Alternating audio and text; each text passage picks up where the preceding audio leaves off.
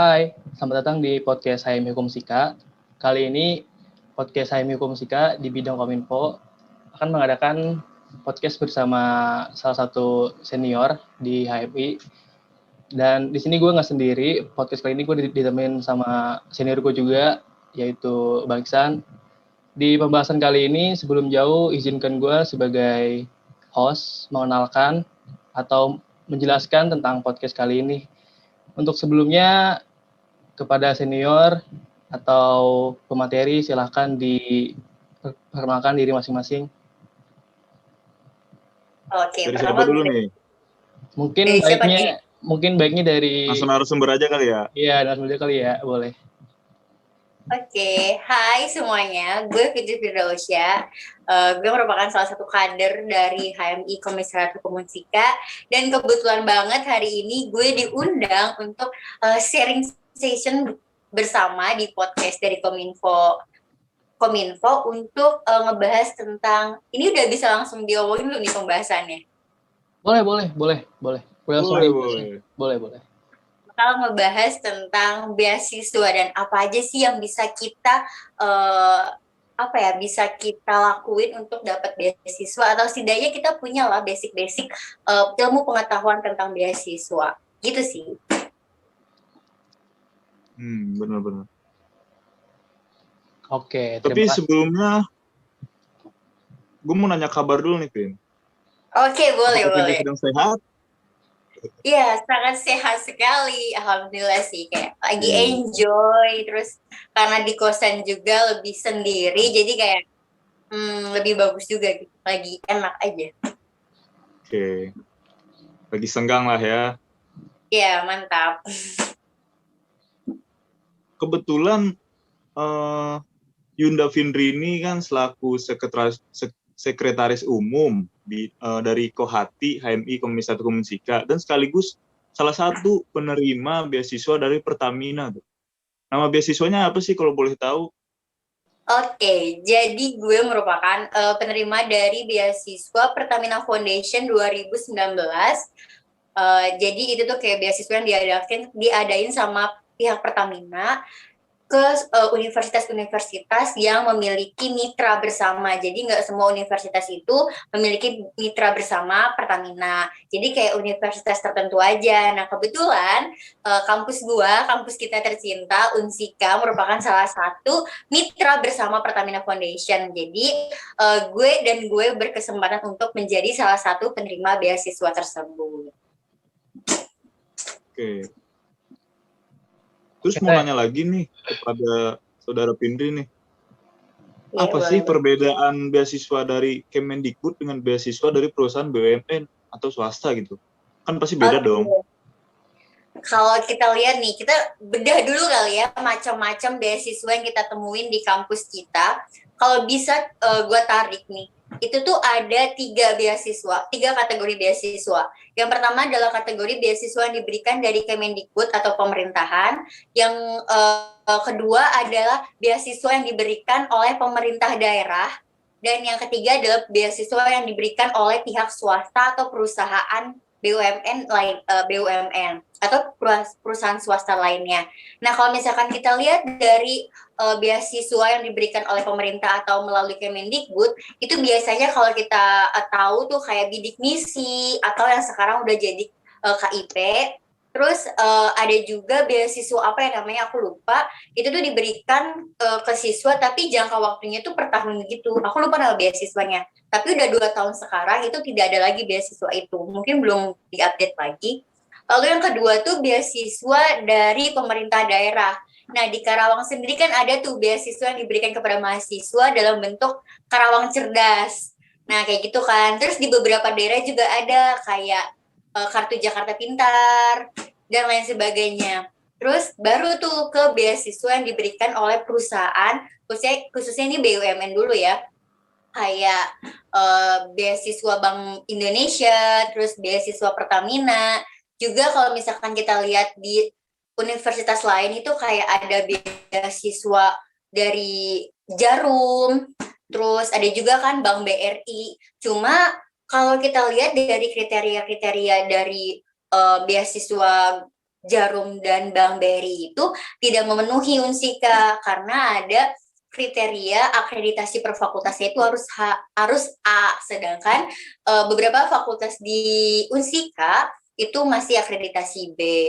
Jadi kayaknya untuk beasiswa perusahaan BUMN ini baru ada 2 sih kalau yang gue lihat, itu dari Pertamina dan Bank Indonesia. Oh, ada juga tadi lupa, pemerintah daerah itu ada Jabar. Beasiswa Jabar itu termasuk ke dalam beasiswa yang diberikan oleh pemerintah daerah. Gitu sih kalau setahu gue ya. Oke Teh, mungkin kan di luar sana ada yang belum tahu kan ya apa tuh beasiswa, terus bagaimana cara mendapatkannya. Nah mungkin Teteh ada tips nggak atau ada info bagaimana sih supaya kita bisa mendapatkan beasiswa, mungkin bisa dikasih tahu buat teman-teman kita.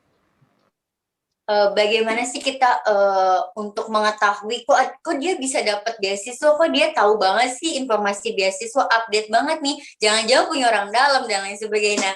Itu tuh jangan sampai kita berpikir kayak gitu. Artinya ketika kita mau punya kemauan nih, kayaknya gue mau deh untuk nge-apply beasiswa, otomatis ada niat kan, kemauan.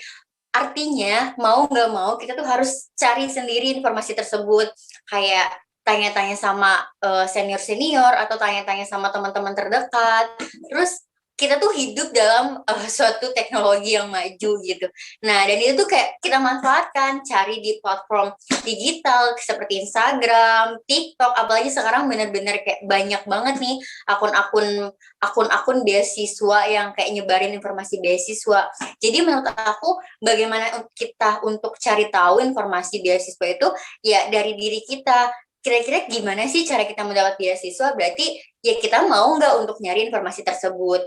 Nah, selain dari kita sendiri yang nyari di platform media sosial, kita juga bisa tanyakan ke pihak kampus atau pihak fakultas, kayak ada nggak sih beasiswa di tahun ini? Nah, biasanya mereka tuh nggak sungkan untuk berbagi informasi, oh ada nih bentar lagi ada beasiswa ini, karena biasanya kalau misalkan emang suatu beasiswa bermitra dengan kampus tertentu, itu akan ada surat kayak kerjasama gitu, otomatis dari pihak kampus akan mengeluarkan mungkin pengumuman atau surat edaran terkait dengan adanya beasiswa itu. Jadi teman-teman bisa langsung mempersiapkan.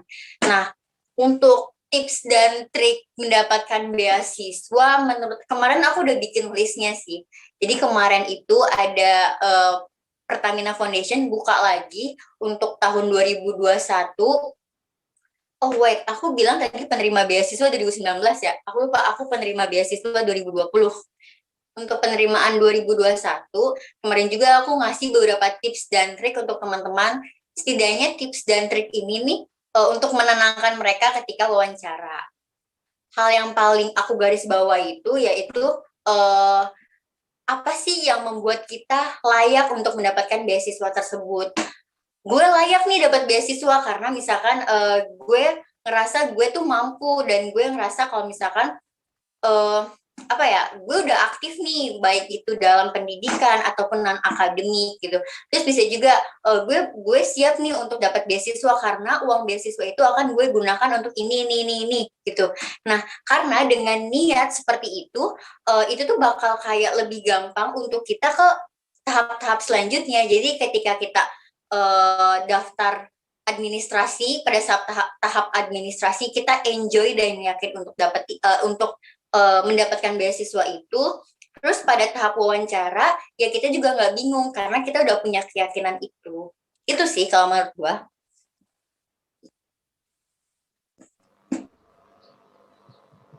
Oke, terima kasih Teh buat tipsnya. Mungkin teman-teman di luar sana tadi udah bisa tahu kan ya kayak tips-tipsnya. Terus bagaimana sih cara menggali informasi buat kita biar dapat informasi mengenai beasiswa, satunya dengan cara dapat mengetahui dengan media sosial mungkin Teh ya, kayak gitu ya.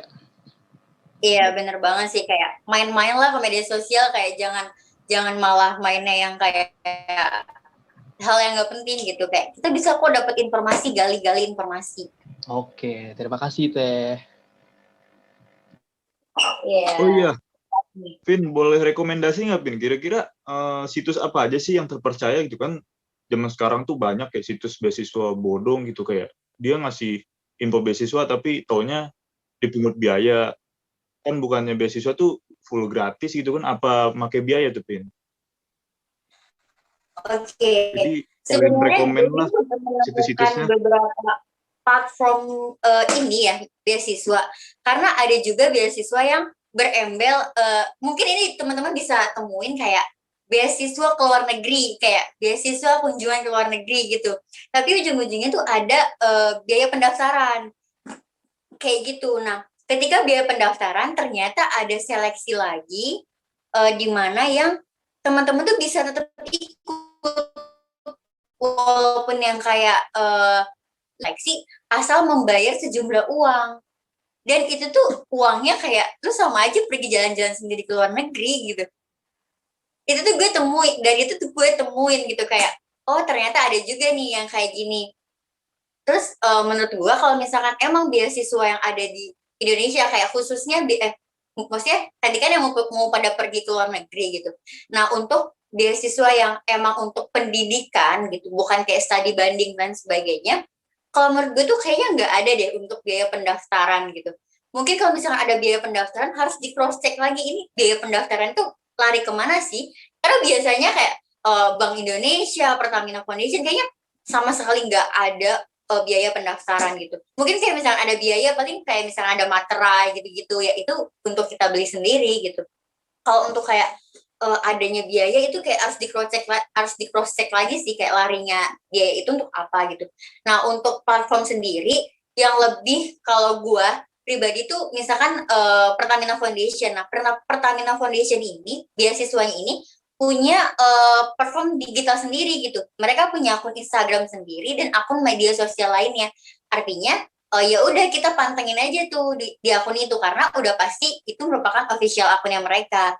Begitu juga dengan beasiswa-beasiswa lainnya, beasiswa Jabar, beasiswa Bank Indonesia dan KIP juga ada Instagramnya. Terus ini juga, jadi di beberapa kampus itu tuh dia ada apa ya orang dengan sukarela atau mungkin emang dari kampusnya membuat akun Instagram khusus untuk menampung beasiswa-beasiswa yang bisa di-apply sama mahasiswanya. Ini merupakan kayak terobosan sih atau mungkin kita juga bisa kayak sebagai mahasiswa Unsika bisa nih bikin akun Instagram untuk menampung informasi-informasi beasiswa. Jadi mahasiswa Unsika tuh gak kebingungan nyari beasiswa di mana, nyari informasi beasiswa di mana karena ada media sosialnya untuk kita cari gitu. Nah di beberapa kampus tuh udah punya gitu kayak gitu. Jadi kayak nggak kebingungan untuk nyari informasi beasiswa dan otomatis validasinya udah kuat gitu. Terus juga ada beberapa sih kayak yang bagus. Gue apa ya Instagram Scholars kalau nggak salah, tapi itu untuk beasiswa S2 ke luar negeri sih kebanyakan. Kalau gue sih gitu nyari informasi beasiswanya. Oke. Tapi kalau dari FH sendiri udah ada belum sih, Pin? Kayak platform-platform gitu, info beasiswa. Kan tau gue baru ada platform kayak grup buat webinar, kayak gitu. Kalau di FH sendiri gitu kan, di FH Unsika gitu. Tapi kalau untuk platform media sosial kayak buat info-info beasiswa udah ada belum sih gitu? Kalau setahu gue informasi beasiswanya itu masuknya ke grup angkatan ya sih, kayak flyer masuk ke grup angkatan, surat edaran masuk ke grup angkatan. Sedangkan nggak ada nih kayak media yang jadi apa ya wadah untuk apa ya, informasi beasiswa itu turun di situ. Jadi kayak kebanyakan bahkan kayak informasi beasiswa tuh datangnya malah ke grup-grup organisasi gitu, sedangkan nggak semua orang ada di grup organisasi tersebut. Jadi kayak sebenarnya ini jadi kayak apa ya merupakan dampak positif teman-teman yang aktif organisasi karena banyak nih tersaring informasi, jalurnya banyak gitu untuk dapat informasi. Tapi ya kasihan juga sama teman-teman yang nggak masuk ke grup-grup organisasi itu. Jadi kayak kenapa nggak kita buat wadah media sosial yang itu benar-benar menampung gitu. Jadi kayak ya enak aja gitu, toh semuanya kok yang nggak ada yang dirugikan gitu, semua punya semuanya dampaknya positif gitu. Cuma mungkin itu harus dikelola sama salah satu orang aja sih yang kayak inisiatif berjiwa besar gitu. Karena kalau misalkan dikelola sama fakultas sendiri kan fakultas ya ampun udah banyak banget kesibukannya gitu. Iya nih Teh. Berarti harus ada lah ya.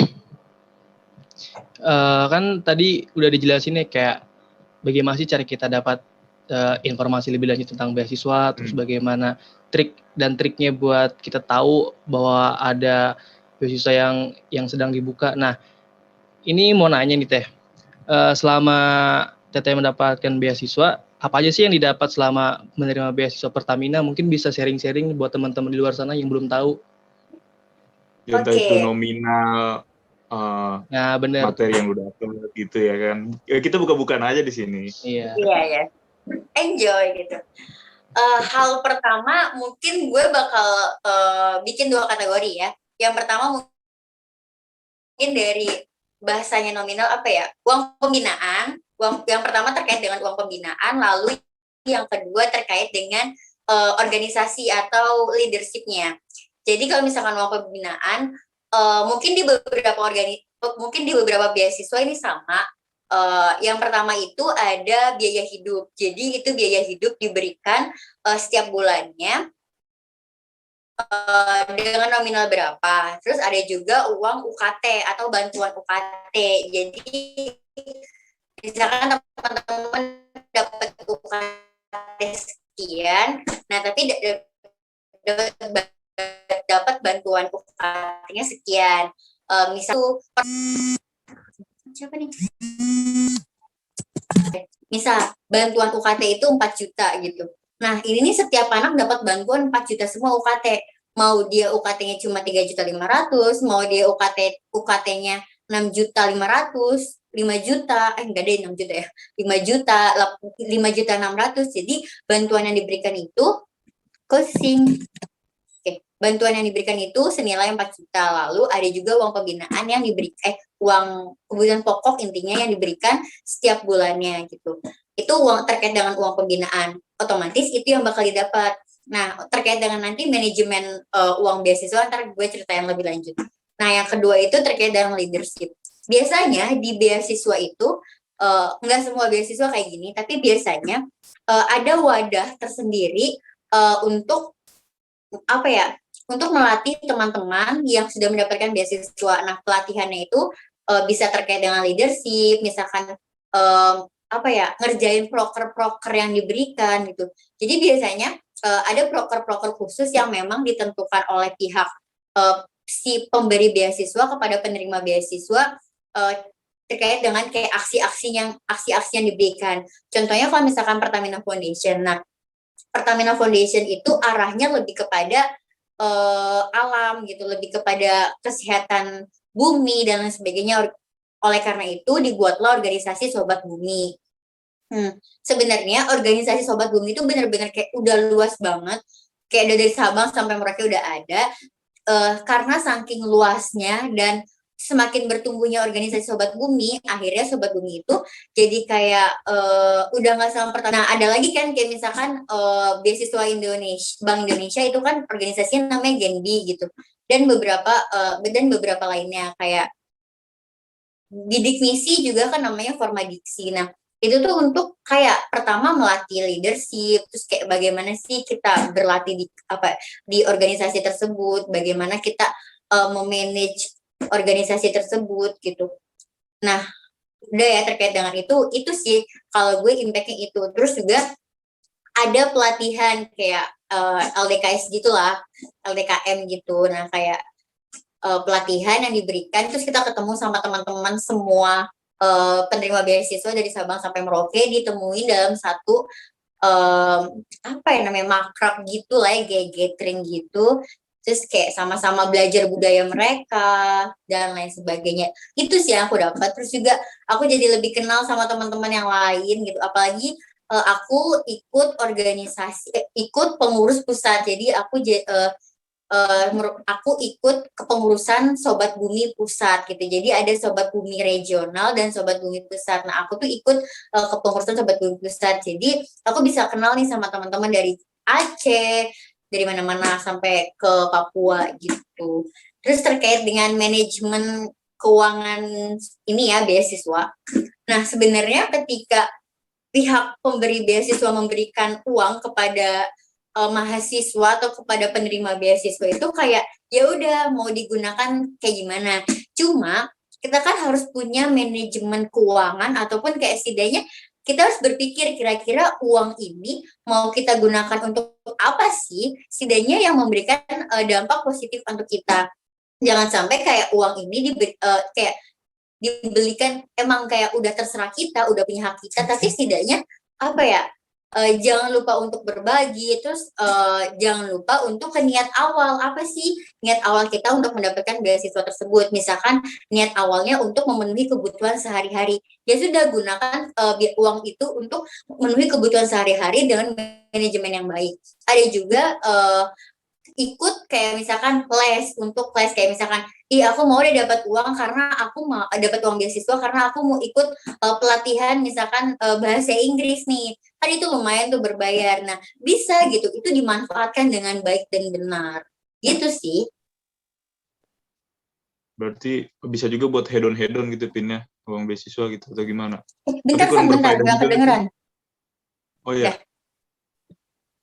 Ya berarti uang beasiswa itu selain bisa dipakai buat hal-hal yang berguna, ya bisa juga buat hedon-hedon gitu kan. Ya nggak sih? Itu sih harus dipikirkan lagi tuh hedonnya ke arah mana gitu. Ke arah yang positif, Vin. Hedonnya. Ya, hedon tapi harus dipikirkan lagi lah. Setidaknya kayak ada gitu, gila ini uang titipan yang diberikan kepada gua, masa tidak dimanfaatkan dengan benar gitu. Cuman kan banyak aja gitu kayak dapat beasiswa gitu, uangnya buat beli iPhone gitu kan ya. Ada sih beberapa orang kayak gitu ada, Vin. Cuman kayak ya nggak salah juga, itu kan pilihan mereka ya nggak sih? Iya benar. Kan lebih baik yang benar berarti, Vin ya. Itu udah jadi hak mereka ketika uang diberikan, itu udah jadi hak mereka. Ngerasa nggak sih kayak misalkan bukan ngerasa bersalah ya, tapi kan kalau ngerasa bersalah lu balik lagi, lu ada apa nih kayak gitu. Coba kayak ngerasa harus punya tanggung jawab nih, karena nggak semua orang tuh seberuntung kita yang dapat beasiswa. Artinya semaksimalkan. Terus kalau misalkan kayak kita gunakan dengan hal yang positif, ya sebarkan hal tersebut. Misalkan kita gunain untuk kursus nih. Kalau ya sebisa mungkin kita nggak bisa berbagi uang beasiswanya ke teman-teman yang lain gitu, kan nggak mungkin nih ini nggak mungkin gitu. Nah kita bisa nih berbagi ilmunya, gue habis pelatihan nih bahasa Inggris, kita belajar yuk kayak gini atau kemarin gue ini loh pergi misalkan kayak kemana gitu, apa ya, mungkin ikut forum atau pelatihan gitu kan, bisa tuh sedikit-sedikit dari pakai uang beasiswa gitu. Misalkan dari senior terlalu sedikit gitu. bisa. Balik lagi kita harus mengamalkan kan. Benar banget. Oh iya, Pin, selama mengikuti Sobat Bumi gitu lah, dalam organisasi Sobat Bumi ya tadi ya, itu kegiatan yang dilakukan organisasi Sobat Bumi itu apa aja sih gitu, bentuk-bentuk kegiatannya? Pasti banyak dong. Apa aja gitu. Banyak banget sih kayak bentuk-bentuk kegiatan yang dilakukan, apalagi pas gue dapat beasiswa itu pas banget dengan COVID ya, corona gitu. Nah proker-proker awal yang dilakukan itu terkait dengan edukasi terkait dengan corona, khususnya di tempat publik kayak pasar. Nah, gue pribadi proker pertama gue itu setelah dapat beasiswa Pertamina itu edukasi dan pembagian masker hand sanitizer ke pasar. Terus tote bag juga untuk pengurangan sampah plastik. Jadi kayak edukasi awalnya di situ. Nah, terus proker-proker selanjutnya itu ada kayak santunan sama anak-anak yatim, tapi santunan itu kita nggak lupa sama edukasi terkait dengan bumi. Kan balik lagi branding kita tuh Sobat Bumi. Gimana sih kita sama-sama menjaga kelestarian alam, menjadi sobatnya bumi. Terus juga kayak kita jangan lupa untuk mencontohkan hal-hal positif lainnya, kayak buang sampah jangan sembarangan gitu. Terus edukasi terkait dengan film-film berbau lingkungan, buat kayak webinar tentang lingkungan kayak gitu sih. Terus juga ada asik nanam pohon. Nah kalau aku lihat banyak juga kayak teman-teman regional, kan itu per regional itu tuh beda-beda untuk aksi yang dilakukan. Ada yang dia milih untuk beres-beres sampah, bukan beres-beres sampah, mungutin sampah di pantai. Ada juga untuk nanam pohon, terus apalagi ya, terus kayak ke panti untuk kayak edukasi terkait dengan lingkungan dan lain sebagainya. Banyak sih, tapi intinya kayak branding kita kan tentang lingkungan gitu. Oke teh. Ini teh ya, apa kan tadi udah dijelasin tuh kayak bagaimana cara mendapatkan beasiswa, terus pengalaman apa aja yang udah didapat selama beasiswa di Pertamina. Nah ini mungkin juga teman-teman di luar sana belum ada yang belum tahu kali ya. Beasiswa ini mengikat nggak sih teh? Misal nih, contoh kan misalnya ada salah satu mahasiswa yang mendapatkan beasiswa dari kampusnya itu sendiri di semester 2. Nah, apakah nanti di semester selanjutnya itu bakal terus dapat apa gimana? Mengikat atau enggak?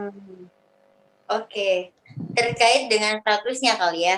Jadi kalau di beasiswa Pertamina sendiri itu tuh sistemnya ini ya, ada MOU-nya. Jadi MOU-nya itu selama 1 tahun dan diperbarui kalau misalkan lagi perpanjang. Nah, itu tuh mengikatnya selama 2 tahun sebenarnya. Cuma MOU-nya itu selama 1 tahun, 1 tahun.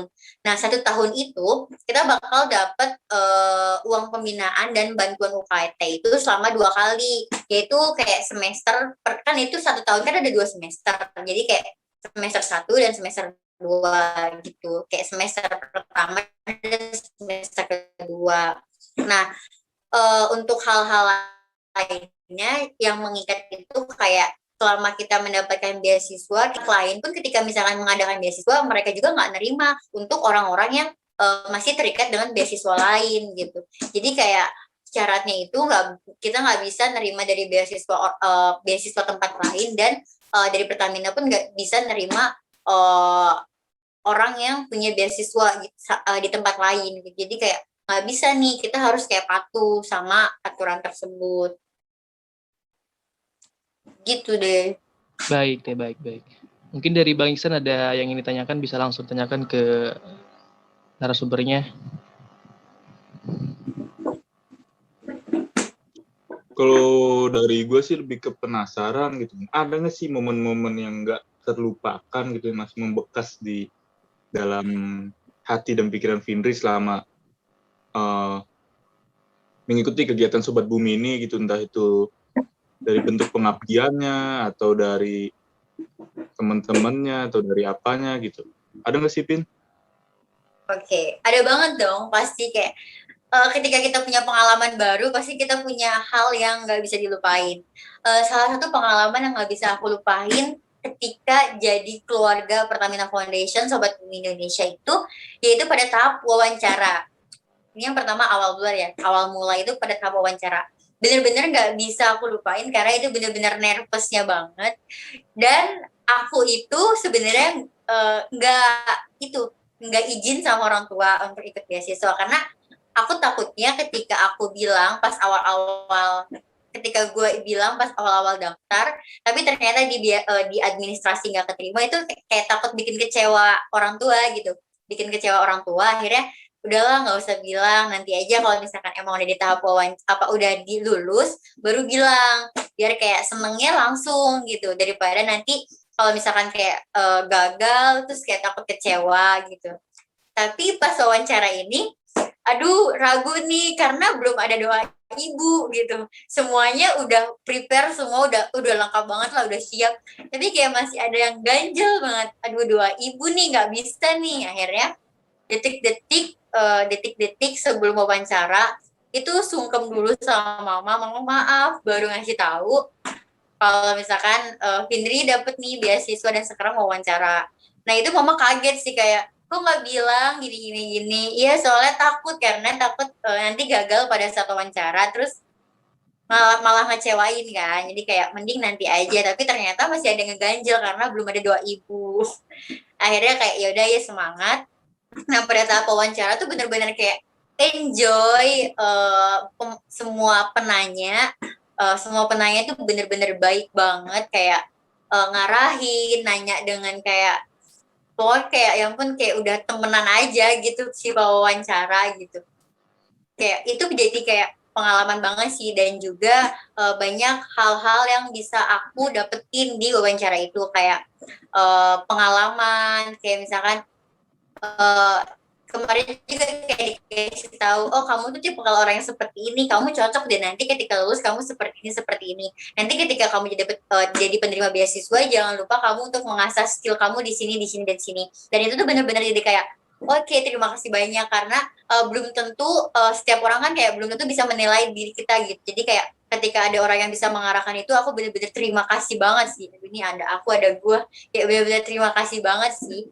Nah setelah itu ternyata beberapa teman-teman aku tuh nggak semuanya mulus wawancaranya. Jadi kayak ada juga yang kayak, kemarin aku ada salah di sini loh, kemarin ada salah di sini, nervous di sini. Dan ternyata kayak, ya ampun alhamdulillah banget, aku kemarin bener-bener lancar wawancaranya, dan kayak ya Allah kayak seneng aja gitu. Makanya itu jadi momen yang nggak terlupakan, karena nggak semua teman-teman yang diwawancara itu mulus itu. Bahkan teman-teman yang keterima beasiswa pun mereka bilang kalau misalkan pada saat wawancara mereka nggak mulus, atau kayak ada yang kayak entah itu dimarahin atau kayak kena omel dan lain sebagainya gitu. Jadi kayak aku bersyukur banget sih. Nah itu kan pada awal nih, tahap awal. Tahap selanjutnya itu ketika ketemu sama teman-teman penerima beasiswa, kita tuh bener-bener jadi nyatu kemana-mana bareng. Karena kan kalau misalkan setiap melakukan aksi itu kayak harus banget nih kita semua harus kumpul dan melakukan aksi tersebut. Jadi kayak ya pun padahal aksinya cuma beberapa kali, dan kita pun kalau misalkan rapat banyaknya online, kalau offline dikit, cuma kayak udah nyatu aja gitu. Feel kita tuh udah bener-bener nyatu, terus kebersamaan kita bener-bener kayak udah nyambung banget nih gitu. Padahal kan kita juga baru ketemu kan pada saat itu. Baru ke tahap selanjutnya ketemu sama regional-regional baru. Aku juga ikut kepengurusan Sobat Kubi Pusat. Wah ternyata banyak banget sih pengalaman yang didapat ketika aku dapat beasiswa. Artinya beasiswa Pertamina Foundation ini jadi gerbang awal aku untuk benar-benar bisa ketemu banyak orang, mengenal dunia lebih jauh gitu. Dan yang pasti kepedulian aku terkait dengan lingkungan itu tuh kayak lebih ada feel-nya banget ya. Aduh ya ampun, kemarin harusnya gini loh, harusnya gini loh. Dan juga inilah apa, kayak kemarin itu kan ada gathering ya. Nah itu tuh kayak pemateri itu orang-orang hebat gitu. Ada juga pembicara dari kayak Dian Sastro dan lain sebagainya. Kayak ya ampun, bener-bener aku bisa sedekat ini loh sama mereka dengan Pertamina Foundation. Nah aku berharap teman-teman, khususnya teman-teman Komisariat Hukum Musika itu, kemarin aku berharap banget sih dari teman-teman Komisariat Hukum Musika itu ikut beasiswa Pertamina yang 2021. Tapi ternyata pada saat seleksi tahap seleksi administrasi nggak ada yang lolos dari teman-teman Komisariat Hukum. Nah aku nggak tahu tuh mereka emang ikut seleksinya apa mandat di esai, karena terakhir itu mereka pada nanya tentang esai. Gitu Esai sih kayaknya, Pin. Iya, ada coba. Gue curiga di Iya, esai, Pin. Biasanya gue ngerasain, Pin, kayak pengen bikin esai tapi lupa ya udahlah besok udah habis tanggalnya. Nah itu jangan ada ini ya, jangan diturutin, nggak bener. Jangan ditiru ya. Pokoknya kalau buat teman-teman di luar sana jangan ambil yang buruk-buruknya aja, jangan ambil yang bagusnya, Wan, ya. Ya benar, ambil yang bagus-bagusnya. Dari pembicaraan kita, kalau misalkan emang dirasa ada yang wah perlu nih diambil, nggak apa diambil. Tapi kalau misalkan kayaknya ini salah deh menurut gue, nggak kayak gitu, ya nggak usah diambil ya teman-teman. Kayak ini mah kita section aja apa yang kita alami gitu. Oh iya, Pin. Nah ini kan tadi sempat cerita soal wawancara nih. Kebetulan kan di sini ada istilahnya adik tingkat kita gitu, mungkin nanti mau ikut daftar beasiswa Pertamina nih kan. Nah itu wawancara itu ditanya apa aja sih gitu? Oke. Mungkin aja sih. Kalau aku, jadi nih ya, aku mau cerita pada saat wawancara juga nih ya. Aku tuh bener-bener kayak mempersiapkan dengan matang nih. Bener-bener persiapan aku tuh, udah pokoknya mantep banget lah. Aku tuh sampai bikin skrip. Isi skrip itu tuh yang pertama perkenalan. Jadi kalau perkenalan itu sebenarnya dikasih waktu nih, dikasih waktu perkenalan cuma 5 menit. Dan itu tuh ada formatnya yang diberikan, kayak kamu perkenalan ini yang dijabarkan pada saat perkenalan. Tapi kalau sama gue enggak, gue jabarin ini. Jadi gue bikin format sendiri yang gue ngerasa tuh kalau itu tuh format yang menurut gue benar, dan gue rasa gue pede pakai format itu. Udah pokoknya gue perkenalan ini gue ceritain ini sebelum pemateri nanya, gue malah udah cerita ini. Akhirnya pemateri juga kayak oke, nih anak udah ceritain nih hal-hal yang emang ada dalam dirinya yang kedepannya bisa kita tanyakan. Jadi gue arahin sebisa mungkin, gue arahin para pemateri, para penanya ini untuk ke arah-arah yang gue sebutin di awal perkenalan. Jadi gue sebisa mungkin mengarahkan untuk hal yang tidak gue kuasai nih gitu. Terus juga itu perkenalan. Yang kedua, gue sampai cari tahu kayak terkait dengan struktur kepemimpinan Pertamina dan lain sebagainya. Padahal itu tuh nggak ditanyain, tapi kayak sebisa mungkin gue tahu nggak bobrok banget lah gue pengetahuan tentang Pertamina gitu. Gue cari tahu, terus gue juga belajar tentang basic hukum karena itu ditanyain. Ketika ditanya kamu dari fakultas apa, jurusan apa, dan itu ditanyain, walaupun kayak cuma basic aja ditanyain gitu. Cuma kayak agak deg-degan juga gitu kalau misalkan gak ada persiapan di situ. Nah waktu itu tuh gue ditanyain soal kayak kenapa ngambil konsentrasi pidana. Nah itu kayak kenapa. Nah itu benar-benar harus kayak ya jawaban yang logis aja yang bisa kita berikan gitu. Dan yang lainnya itu banyak ke kepribadian kita, kayak kamu ini aktif di organisasi mana, dan teman-teman jangan lupa untuk terkait dengan keaktifan organisasi ya, kayak ditanya kamu aktif di organisasi mana, terus kamu pernah ikut lomba nasional dan menang nggak? Terus aku jawab, aku nggak pernah ikut lomba nasional dan aku nggak menang, karena aku juga nggak pernah ikut lomba nasional gitu. Terus kayak hobi kamu apa gitu, terus kayak di universitas, di kampus itu kamu udah ngasih effort apa gitu, kayak kalau kayak kita kan kayak sekarang lagi pada bikin jurnal. Nah gue ceritain aja kalau gue suka bikin jurnal, walaupun ujung-ujungnya itu jurnal tugas, bukan jurnal gue tiba-tiba bikin jurnal. Kayak katanya baik, jangan lupa untuk dipublish. Ya seperti itulah pokoknya. Baik Teh. Ini Teh lanjutnya ke pembahasan yang tentang besok ini kan mungkin menarik juga nih biar digali lebih dalam. Tadi kan sempat disinggung tuh sama Teteh yang tanyakan kayak kenapa ngambil pidana. Nah, mungkin pas di tahap pengisian esai, gimana sih cara kita ngisi esai, terus yang baik dan benar tuh biar lolos tuh kayak gimana? Mungkin ada tipsnya buat anak-anak atau teman-teman kita di luar sana yang belum tahu. Bisa ada yang tahu Teh? Boleh. Nah, cocok nih. Dan nanti gue bikin esainya gampang. Kalau esai. Oke. Kalau sebenarnya gue juga esai yang baik dan benar, gue juga nggak tahu ya, kayak yang baik dan benar sempurna itu seperti apa, kayak gue juga nggak ngerti gitu, karena gue benar-benar kayak ya udah gue ngelihat metode penulisan yang ada di internet gitu, kayak gimana sih esai yang baik aja gitu.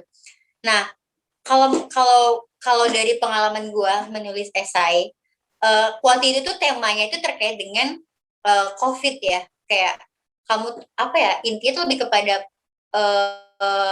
hal apa yang akan kita lakukan atau inovasi apa yang diberikan pada saat itu tuh bukan penanganan COVID, tapi kayak lebih kepada edukasi kita kepada masyarakat terkait COVID itu bagaimana.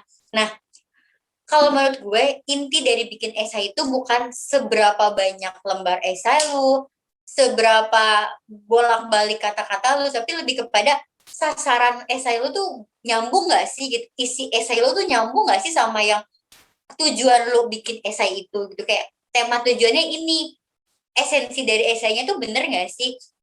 Nah kalau misalkan terkait dengan pokok-pokok poin-poinnya tuh ya balik lagi gitu, kalian bisa kok cari di internet, itu udah banyak banget kayak, karena gue juga lihatnya dari situ ya untuk penulisannya gitu. Tapi lebih kepada bener nggak sih yang kita tuangkan itu emang kita lakuin gitu, kayak terkait dengan edukasi gitu, bener nggak sih kita melakukan edukasi, jangan-jangan cuma kita ngomong doang gitu. Nah, itu dituangkan dalam bentuk esai, karena kalau misalkan emang itu pengalaman pribadi, karena gue nulis esai karena pengalaman pribadi ya. Jadi apa ya? Gue tuh kayak lumayan kaya dengan kata-kata gitu. Jadi kayak lumayan bisa merangkai kata-kata di esai itu. Jadi kalau misalkan untuk terkait dengan penulisan, kerangka tulisan bisa cari di internet aja teman-teman. Tapi kayak esensi atau itunya balik lagi sama itu tujuan kita buat esai itu di mana, dan kira-kira bener nggak sih nih yang kita bikin esai, jangan sampai kita yang bikin esai tapi kita juga nggak ngerti gitu isi esainya tuh apa gitu, atau bahkan joki gitu. Aduh, jangan sampai deh masa bikin beasiswa joki esainya. Berarti bisa dibilang referensi itu nomor 1 dari internet ya, gitu ya? Kalau penulisan bisa kayak kerangkanya gitu, kerangkanya dari internet. Coba cari aja yang menurut kalian paling benar. Cuma ya isinya dari kita sendiri gitu, yang nulis. Oke, baik. Berarti jangan kopas-kopas ya, Pin ya.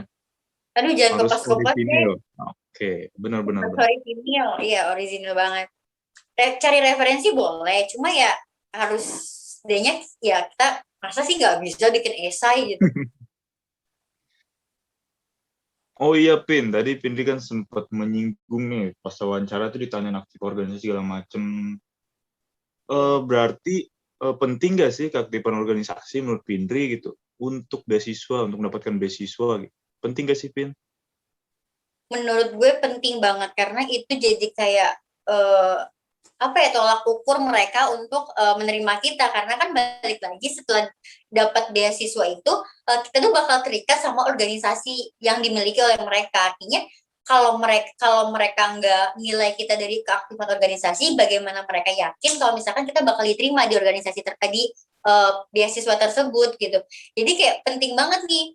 Nah, organisasi yang kalian miliki itu nggak usah kayak muluk-muluk organisasi ini, organisasi ini, organisasi ini. Cukup juga kalian ikut kayak kepanitiaan, kayak itu tuh apa ya, bagus juga gitu. Terus juga kayak kalian juga jangan lupa sama selain organisasi di kampus, ada organisasi fakultas, organisasi dalam kampus, organisasi luar kampus. Nah, kalian juga kayak jangan lupa sama organisasi kemasyarakatan gitu. Kayak di masyarakat kalian ada organisasi apa ya, jangan lupa ikut gitu. Ya walaupun jangan kayak terlalu ormas banget, kan kayak ada nih Karang Taruna dan lain sebagainya, itu juga jangan ditinggalin gitu. Jadi kayak menurut gue emang bener-bener penting sih. Nah, selain organisasi, akademik sih kayak dari IPK itu lumayan sih, Oh, oke. lumayan menentukan. Pengalaman organisasi apa sih, Pin, yang udah lu ikutin selama ini gitu?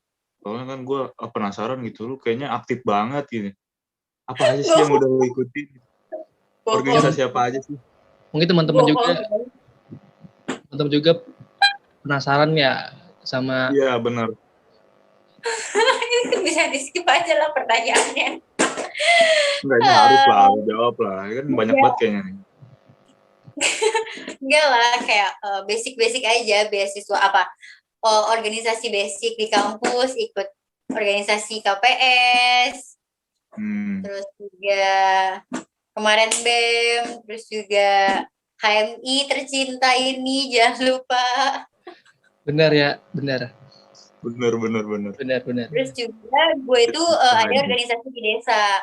Jadi namanya tuh Kompar. Jadi organisasi ini organisasi pemuda-pemuda di desa gue untuk menunjang pariwisataan. Nah, pariwisata di desa gue, tapi kepariwisataan ini nggak lupa sama apa ya, perlindungan terhadap dengan hutan mangrove dan pantai. Kayak tetangga desa gue tuh udah abrasi, udah kayak apa ya, sering banjir dan lain sebagainya, tapi di desa gue tuh nggak pernah kayak banjir dari air laut tuh nggak pernah gitu, karena itu kayak bagus, dari pertama tuh hutan mangrove-nya udah bagus, terus juga kayak pantainya juga bagus gitu. Nah, itulah yang membuat adanya gerakan adanya organisasi ini. Nah, gue juga aktif di situ, jadi itu sih. Itu kan banyak organisasinya. Enggak, itu mah ya biasa, main-main aja. Oh, berarti organisasi itu main-main ya? Sekali nyari pengalaman ya. Oke, Ridwan, mungkin ada yang mau ditanyakan Enggak ya? gitu dong, kayak iya enggak Oh, lah, enggak iya. main-main juga lah, jangan dianggap serius. Ya kan takutnya nanti Ayolah kita berprogres gitu. organisasinya dijadiin panggung buat kenaikan kita sendiri kan mungkin aja bisa kali ya. Itu bisa sih, tapi Oh, kayaknya bisa. cuma segelintir orang kali ya. Iya nih Teh, mungkin ini pertanyaan yang dari gue sih sendiri ya. Misalnya Teh Oke. ada orang yang pengen banget dapat beasiswa. Cuman kan ya bisa dibilang latar belakangnya tuh kayak biasa-biasa aja gitu Teh, dari keluarganya. Terus apa masih bisa kayak masih mendapatkan beasiswa kayak Pertamina itu masih layak atau enggak sih Teh? Oke. Jadi kalau menurut gue target beasiswa itu ada dua. Yang pertama beasiswa yang emang karena untuk teman-teman yang ekonominya kurang mampu dari segi keluarga dari perekonomian keluarganya, dan yang kedua itu terkait dengan akademik, prestasi gitu. Jadi dari ekonomi maupun prestasi. Nah, kita bisa melihat kita masuk ke kategori mana sih yang lebih membutuhkan, apakah kategori yang karena kurangnya kemampuan ekonomi, atau yang kedua karena kita kelebihan prestasi gitu. Enggak kelebihan juga ya, kayak kita merasa gitu kita punya prestasi di situ gitu, jadi kita mampu untuk mendaftar ke beasiswa itu. Jadi kayak kita balik lagi sama diri kita mampunya kemana. Ternyata aku punya prestasi yang lumayan bagus untuk aku untuk ya aku daftar ke beasiswa gitu, atau ya karena aku punya alasan karena misalkan aku ekonominya kurang dan aku tuh dan beranggapan kalau dia berhak untuk dapat beasiswa gitu. Jadi kayak menurut aku ada dua kategori, dia yang berhak karena dia memiliki potensi di prestasi, atau dia yang berhak karena memiliki potensi di karena dia mungkin kurang ekonominya, jadi kayak dia ngerasa berhak. Itu sih menurut gua. Jadi kayak kita balik lagi, kira-kira kita tuh berhaknya di mana sih gitu. Jangan sampai balik lagi kita kayak malah ngambil jadi malah ngambil hak orang gitu. Oke, baik Teh, terima kasih. Banyak juga ya ilmu yang kita dapat dari podcast ini ya, pengalaman-pengalaman. Tips and trick beasiswa, mulai dari wawancara, esai, segala macem gitu. Ini sangat membantu sih sebenarnya untuk orang-orang yang ingin mendapatkan beasiswa, termasuk gua gitu ya. Tapi mungkin banyak terkendala nih, Pin. Atau termasuk dari gua pribadi gitu. Mungkin dari niat gitu, dan motivasi, kurangnya motivasi mendapatkan beasiswa gitu. Apa sih motivasi lu, Pin, untuk niat gitu mendapatkan beasiswa ini? Oke, sebenarnya ini nih kayak benar-benar motivasi yang kayak dari diri gue sendiri gitu.